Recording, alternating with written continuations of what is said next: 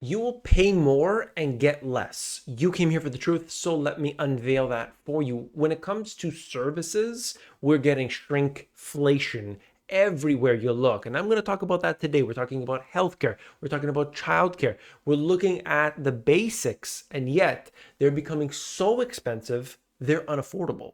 I want to talk about this right now. Beginning here, childcare costs around the world are skyrocketing, looking at the soaring prices at this time going just berserk.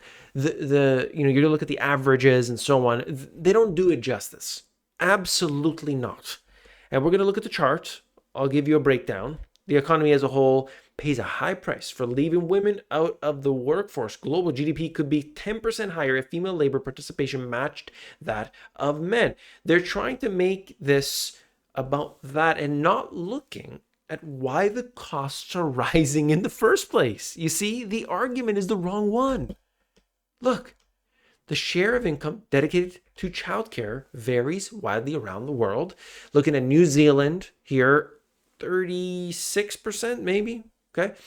Canada, US, just around that 30% mark. Crazy. That's the share of the average wage of a couple going to childcare costs.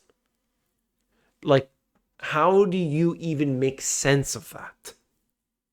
Of course, they're subsidized. The government usually subsidizes some of that and so on. Some people, and what they're talking about here, I understand it, is that they're saying, hey, why would I go to work if you've got 2 kids, 3 kids?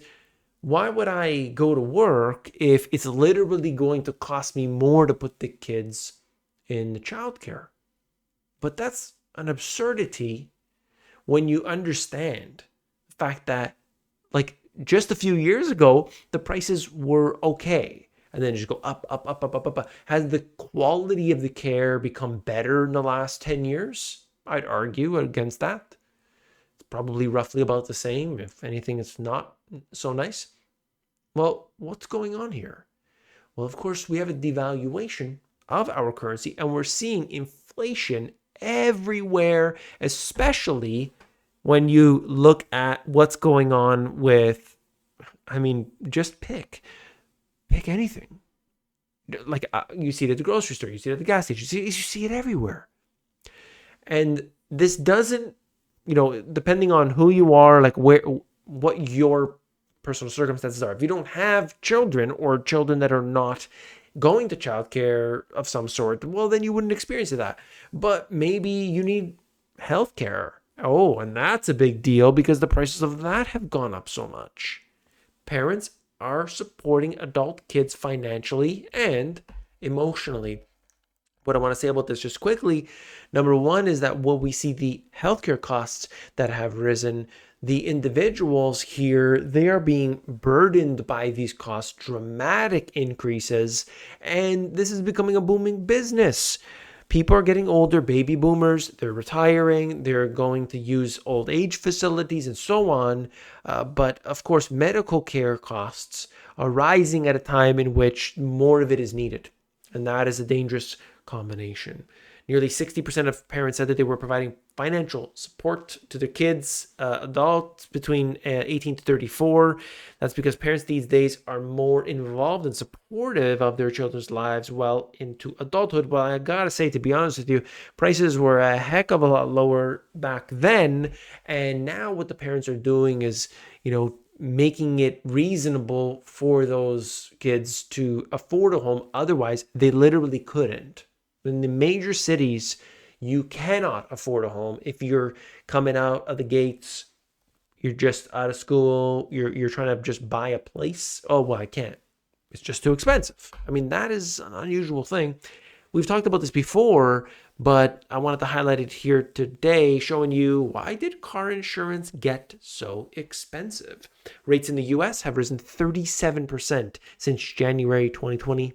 Why? Is it because all the crime? Is it because all the theft? Oh no, it's because it gets more expensive on new cars because they got lots of stuff in them. They got all the bells and whistles. Is that why? Honestly? Is that really why? Or are companies taking advantage of the circumstances? Our cars filled with all kinds of stuff. Look, a door used to be a door, a piece of metal. And then they started putting, a whole bunch of 52 buttons on the door. Obviously, you get damage that door. There's a lot more to be repaired. The insurance companies do these calculations and say, okay, well, we got to start charging more. I get that. But 37% more in the last, have cars advanced since, think about that. Since 2020 to today, are cars much more advanced? No, absolutely not. Absolutely not. Okay. And so that's the excuse they're going to use.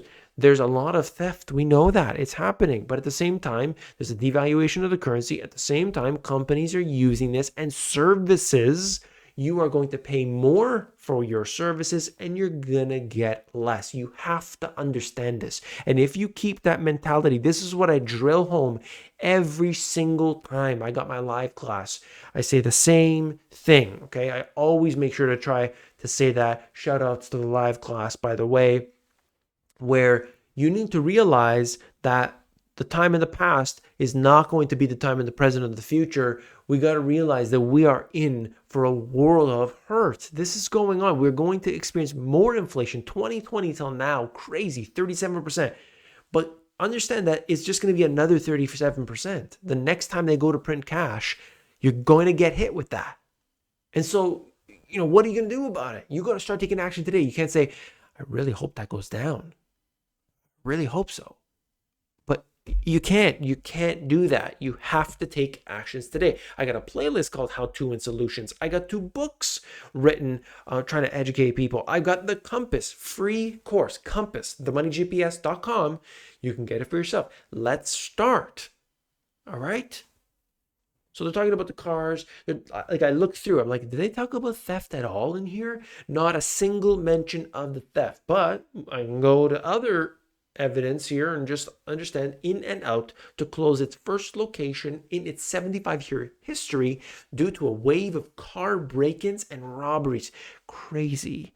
Just like the store is acknowledging, hey, people keep getting broken into, so we got to shut down the store first in a 75-year history. That's a very unwelcoming sign. That's just a really bad thing to hear. And so it's unfortunate in that sense, but just understand that you're going to get less. You're going to get less. That's what's happening. It's such a terrible thought. The economy, though, you're going to see, don't worry about it. Because the U.S. economy grew at a bustling 3.1% in 2023, shaking off the recession fears and offering an upbeat picture of consumers and businesses ahead of the pivotal election year. Everything is fantastic, guys. All right. Look, Mark Zandi had this to say. It's just a perfect report. Strong growth and low inflation. Yeah, that's right. Low inflation. Your insurance went up 37% in just a couple years, and yet it's low inflation. I mean, these people are completely out of touch. More out of touch than Janet Yellen, the person who made $250,000 every time she spoke. Hire her for a half an hour little chat. Some of that was on Zoom. 250 grand. I mean, that is a person who is out of touch with what goes on. Oh, we're doing our best to make sure that we get prices under control and so on. I mean, come on.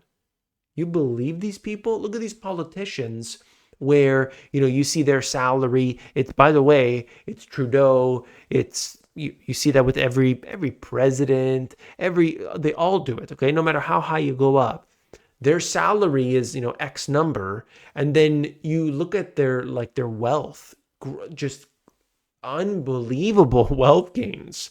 It's like, something's not right here, ladies and gentlemen. Something's not right. And then we look at all these other stats. I'm seeing many of them contracting, and this happens to be just one. It's the Richmond manufacturing. Look, I pulled up several of these, but there are many. Whether it's manufacturing, whether it's there were several I was looking at. They show contraction at this time. Okay, so all you need to know is that shows broad weakness. When I have shown you these other stats in the last week or two, basically all around this level of weakening or contracting to some degree. That's not a good sign. So we're getting the tale of two stories here, where one is like, hey, everything's good, inflation's coming down. That's what they're reporting. But then you look at the real economy, people are suffering.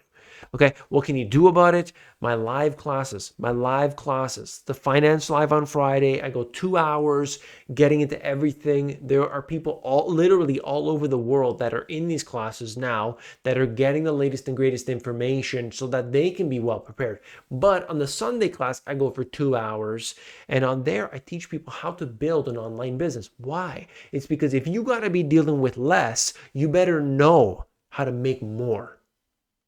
But most people are scared, or most people are oblivious. But the people in those groups, they're not. I hope you'll be one of them. If you want to, link in the description, and I'll see you tomorrow. Take care.